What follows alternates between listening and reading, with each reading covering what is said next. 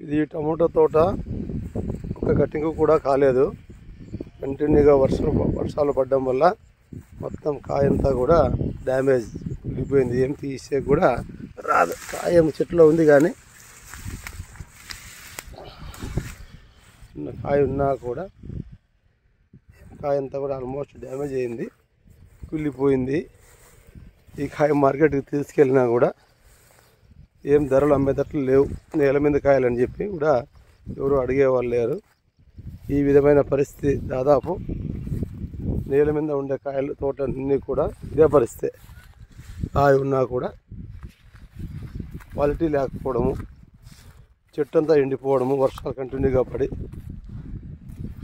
గడ్డి కలుపు కూడా బాగా పెరిగిపోవడము, కంటిన్యూగా వర్షాలు పడి ఈ విధంగా తోటలు చాలా వరకు నేల మీద కాయలు డ్యామేజ్ కావడం జరిగింది. ఇది కళ్యాణదుర్గం ఏరియాలో అనంతపురం జిల్లాలో టమోటా పరిస్థితి ఈ విధంగా ఉంది.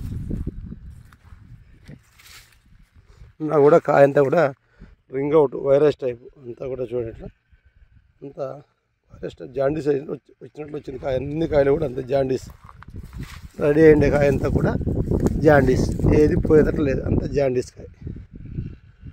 వర్షాలకి జాండీస్ కాయగా మారిపోయిందంట.